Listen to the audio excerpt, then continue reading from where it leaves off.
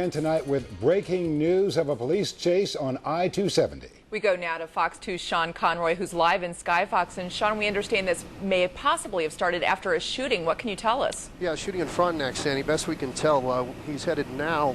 We can definitely tell he's headed eastbound on 40 at a very fast clip. That white Suburban we're following. Several police officers in chase, basically coming near Frontenac, where this all began, near Lindbergh on eastbound 40.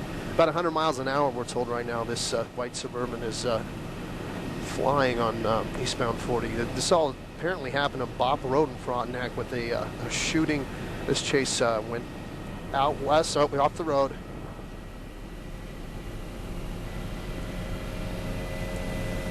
Boom. You can see as well as we can. He's been ejected from the car. A horrible crash. That is about probably near Clayton Road.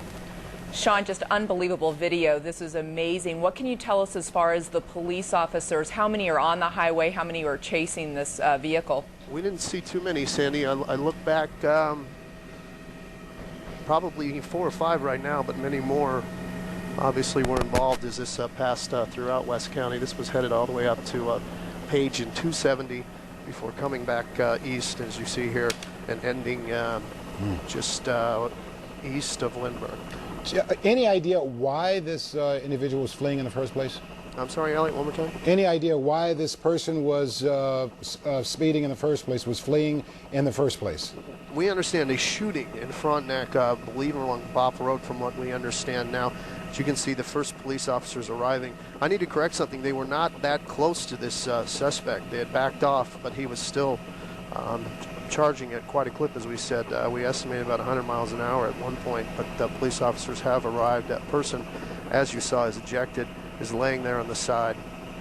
And Sean, these kinds of situations are always so dangerous for other vehicles on the highway. No reports of any other injuries or cars off the road, are there?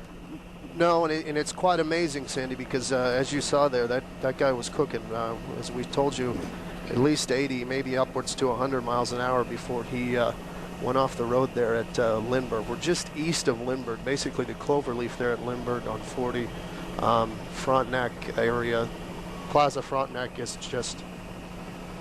Yeah, we do see, obviously, police around the vehicle right now. It though looked like that there were no police officers really chasing them. I know they are being extra careful to avoid some high-speed chases, I guess particularly because of situations like this. Fortunately, this vehicle did not hit another one, but it didn't seem like police, as you mentioned, were very close to him. No, it looked like they backed off, and obviously, Elliot, this is rush hour.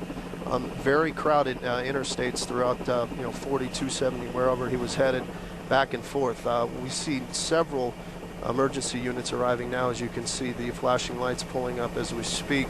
They were a couple miles off, but he was apparently looking to get away, and at a quick pace at that. Yeah, we don't know, obviously, his condition right now. Obviously, it's going to be very serious, but this had the makings of being far more serious and very, very tragic. Am I right? Exactly. I mean, everyone was watching as we were watching when he left the road. I was waiting for him to hit another vehicle.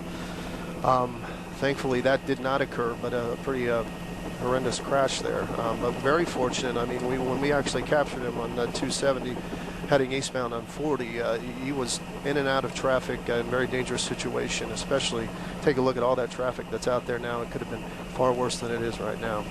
Absolutely. And Sean, let's remind everyone, too, exactly where this location is. So if people are going out, they'll be able to do that, avoid this area. And that's at Lindbergh and 40 eastbound, right? Yeah, just think where Plaza Frontenac is. There at Lindbergh, there's the Frontenac Hilton. It's basically just to the, I would say east, just to the east of the Frontenac Hilton, kind of by the Schnooks there on Clayton and Lindbergh.